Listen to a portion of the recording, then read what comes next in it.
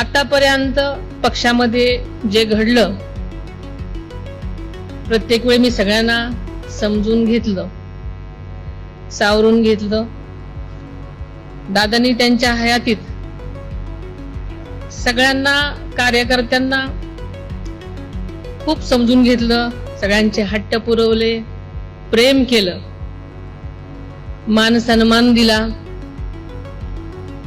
पद दिली. जे जे म्हणाल ते सगळं त्यांच्या परीनं देण्याचा दादांनी प्रयत्न केला. यापुढे मी पक्षाच्या हिताला सर्वोच्च प्राधान्य देईन. कुणाचाही अनावश्यक हस्तक्षेप यामध्ये असेल तर नक्कीच विचार केला जाईल.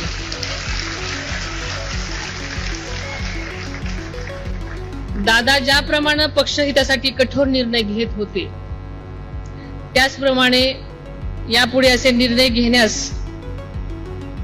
खर तर माझ्या स्वभावाप्रमाणे जड जाईल, पण नक्कीच न्याय देण्यासाठी दादांच्या पावलावर पुढे जाण्याचा प्रयत्न मी सतत करत राहीन.